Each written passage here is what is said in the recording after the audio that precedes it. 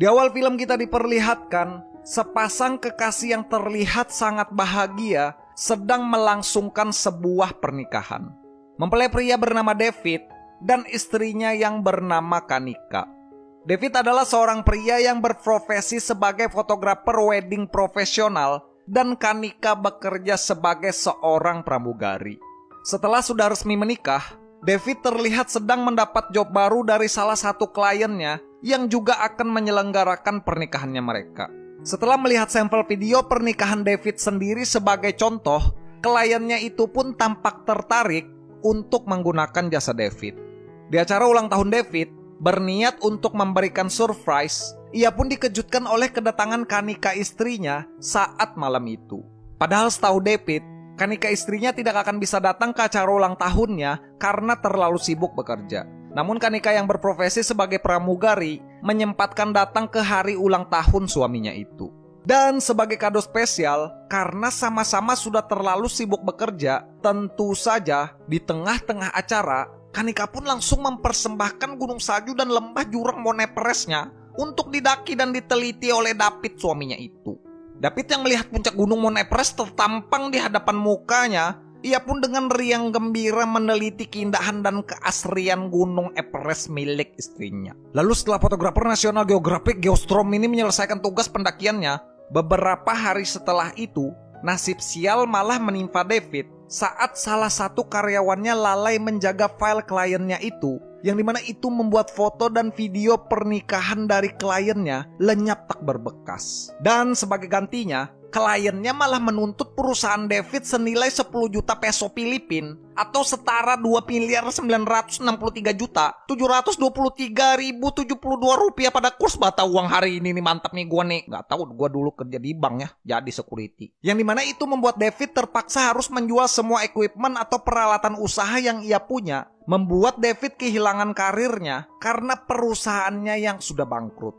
Scene berpindah 2 tahun kemudian, David yang hidupnya terlihat masih berantakan sampai saat ini. Sementara saat Kanika istrinya sibuk bekerja, David yang pengangguran pun hanya terlihat melakukan pekerjaan rumah tangga seperti mengepel rumah, mencuci mobil, memasak, dan sesekali menawarkan jasa perpanjang STNK. Kanika yang melihat suaminya hanya sibuk mengurus perpanjangan SIM, ia pun meminta pertolongan kepada mitra bisnisnya untuk membantu David suaminya mendapatkan pekerjaan. Akan tetapi diceritakan, David mantan fotografer National Geographic Geostrom Badai Puting Beliung Jutsu Temari Sunagakure ini malah sudah kehilangan semangat untuk bangkit meniti karirnya lagi.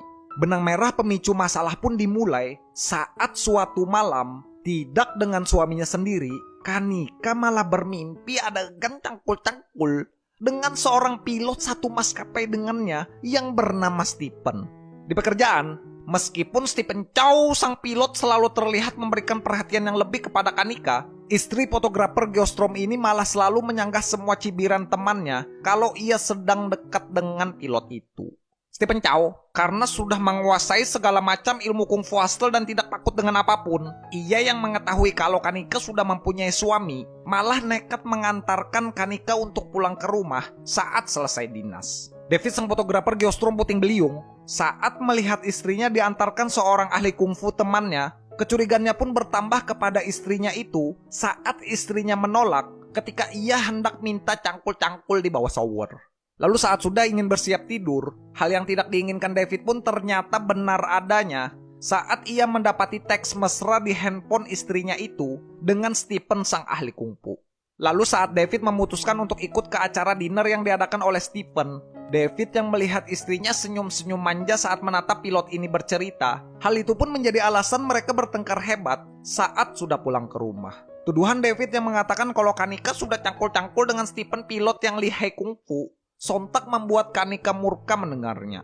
Emong, yaitu mantan bawahan David saat masih mempunyai usaha di bidang fotografer, ia yang melihat hidup David mantan bosnya itu sangat berantakan, berniat untuk membantu. Emong pun memberikan sebuah tiket gratis untuk berlibur ke sebuah pulau yang bernama Sin, dan menganjurkan David untuk berlibur ke sana guna untuk rehat sejenak demi menenangkan pikirannya. David yang mendengar hal itu, kesempatan itu pun tidak disia-siakan David begitu saja. Lalu setelah sudah sampai di pulau, di suatu pagi saat di pantai, David yang baru saja terbangun terlihat sibuk mencari cincin kawinnya yang tercecer saat ia mabuk tadi malam. Akan tetapi betapa kagetnya, di pantai itu dari kejauhan, David malah melihat seorang gadis sedang yoga tanpa menggunakan busana, tanpa sehelai benang pun. Terlihat dia menenangkan diri sambil tanjang-tanjang. David yang mengira 2 bantal bayi yang tertampang di hadapannya hanyalah sebuah mimpi, ia pun melanjutkan pencarian cincin kawinnya itu. Akan tetapi karena ulah David yang membuat suara berisik dari kaleng minuman yang membentur botol, malah mengganggu gadis tanjang-tanjang yang sedang bernama Ste. Gadis tanjang-tanjang yang merasa terganggu oleh kehadiran David, ia pun menghampiri David masih dalam keadaan tanjang-tanjang, guna memarahi David yang nyawanya masih belum terkumpul karena baru saja bangun. Lalu pada malamnya, David malah bertemu lagi dengan gadis tanjang-tanjang saat mereka berdua minum di sebuah bar. Gadis tanjang-tanjang bernama Tasya. Tasya diceritakan adalah seorang perancang busana yang juga kebetulan sedang berlibur di pulau itu. David yang merasa tidak enak karena sudah mengganggu Tasya saat ia sedang yoga tanjang-tanjang tadi pagi. Dengan sebuah traktiran, ia pun berniat meminta maaf kepada Tasya tanjang-tanjang dan mengajaknya untuk mengobrol. Sifat Tasya yang ternyata supel dan mudah bergaul dapat membuatnya cepat akrab dengan David, pria yang sampai saat ini nyawanya masih belum terkumpul. Dan tidak hanya itu, tanpa diminta, di pertemuan itu Tasya malah memamerkan tarian seksi pemanggil ular miliknya agar belut listriknya David bangun dari komanya.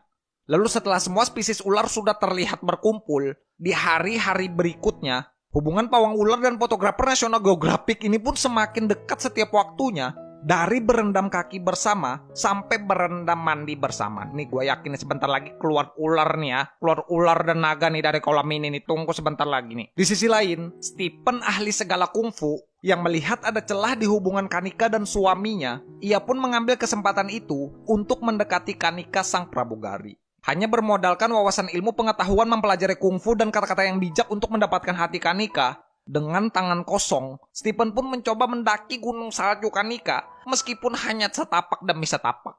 Kanika yang gunung saljunya mau digunakan Stephen untuk menjadi tempat berlatih kungfu. Saat sudah setengah jalan, Kanika pun menghentikan latihan kungfu Stephen karena ia teringat dengan suaminya.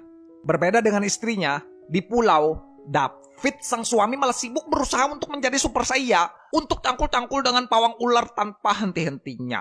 Lalu setelah cangkul sudah patah tadi malam, besok paginya, tanpa peduli, kedua pawang dari segala pawang ini pun tetap melanjutkan babak cangkul-cangkul mereka dengan kekuatan mereka yang masih tersisa. Di rumah, Kanika yang sadar kalau suaminya sudah beberapa hari tak pulang-pulang, berniat untuk memberikan kejutan, ia pun langsung menyusul David suaminya ke Pulau Sin. Akan tetapi naasnya, saat Kanika sudah sampai di kamar suaminya, pawang ular malah muncul dan bilang kalau sarung kendi tempat ularnya bersemayam malah ketinggalan di kamarnya David, yang membuat Kanika murka pada suaminya itu dan bertengkar hebat dengannya.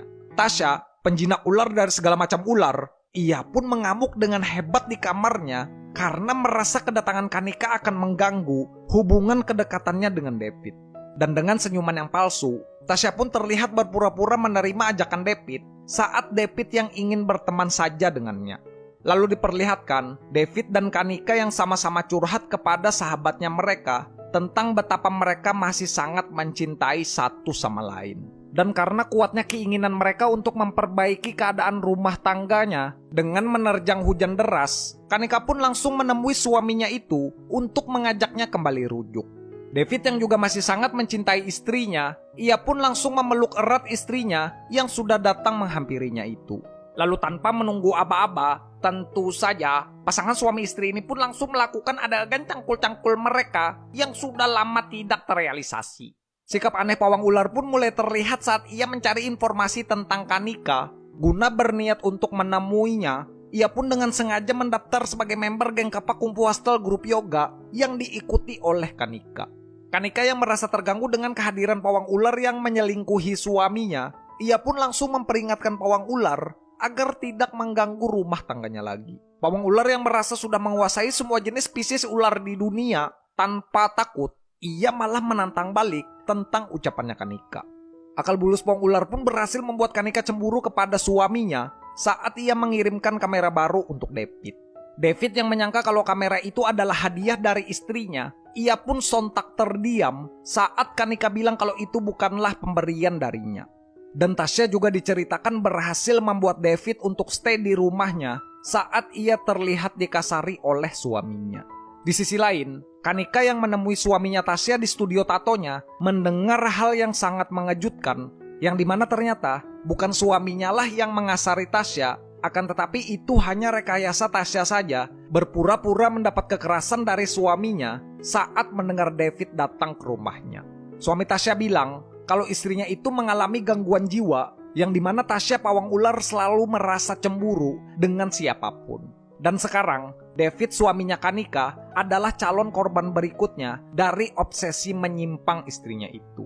Di rumah, David yang sedang tertidur juga dikagetkan Tasya yang tiba-tiba meminta gunung saljunya dijamah dengan paksa.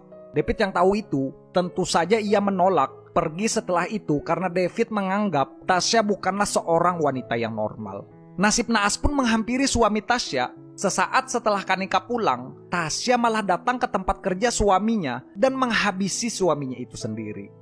David yang merasa ada keanehan dengan pribadi Tasya pun langsung mencari tahu background wanita pawang ular itu, dan terbongkarlah fakta Tasya diceritakan ternyata sudah berkali-kali bersinggungan dengan hukum karena kejiwaannya. Perkelahian antar wanita pun terjadi saat Tasya dengan sengaja hampir menabrak Kanika saat berada di basement. Kanika yang sudah tahu tentang kepribadian pawang ular ini, tentu saja ia pun langsung tertinggal diam dan membalas menarik rambutnya Tasya dengan keadaan posisi mobil sedang berjalan. Pawang ular dari segala jenis ular yang mendapat perlakuan itu, ia pun juga tak tinggal diam dan nekat langsung mencari Kanika saat berada di rumahnya. Dengan menyelinap, Tasya pun datang dari belakang untuk memukul dan menyekap Kanika. David yang baru saja datang pun juga tak bisa berbuat banyak karena pingsan mendapatkan luka tembak di bahunya. Melihat suaminya sudah tertembak di bahu dan pingsan, Kanika yang berusaha melepaskan ikatan di tangannya, ia pun akhirnya berhasil bebas. Perkelahian antara kedua wanita yang ingin melenyapkan satu sama lain ini pun tak bisa untuk terelakkan. Berniat untuk menyelamatkan rumah tangganya, Kanika pun berusaha sekuat mungkin untuk mengalahkan Tasya meskipun ia mendapat luka sayatan di pipinya. Dan saat Kanika terpojok, datanglah David yang sudah bangun dari pingsannya dan mendorong Tasya sang pawang ular jatuh dari balkon. Akan tetapi diceritakan, karena Tasya ini adalah pawang ular dari segala macam jenis spesies ular dan sudah berlatih sage mode di Gua Ruchi selama lebih dari 20 tahun, ia malah hidup lagi dan segera bergegas berlari untuk menikam pasangan suami istri ini. Beruntungnya, Kanika yang sudah memegang pistol di tangannya, ia pun langsung melenyapkan pawang ular dengan tembakan beruntun ke badannya. Dan filmnya pun berakhir menampilkan David yang sudah bangkit dari keterpurukannya, sudah bisa mengadakan pameran hasil dari foto-fotonya, dan hidup bahagia bersama istri tercintanya, cuy. Oke guys, ya mungkin segini aja ya untuk pembahasan film Asia kali ini ya. Ini bagi kalian yang pengen nonton full movie-nya, kalian langsung aja search nonton Sin Island tahun 2018 di Google Chrome cuy. Pesan moral yang bisa kita petik dari film ini adalah, we should believe in karma. If the good shine, the good is collect. When positive things are met, that will be returns well. Saat kita melakukan kebaikan, maka hidup akan mengembalikan kebaikan itu kepada diri kita. Dan sebaliknya, jika kita melakukan kejahatan, hanya menunggu waktu, maka cepat atau lambat kita juga akan mendapatkan balasannya cuy. Oh mantep.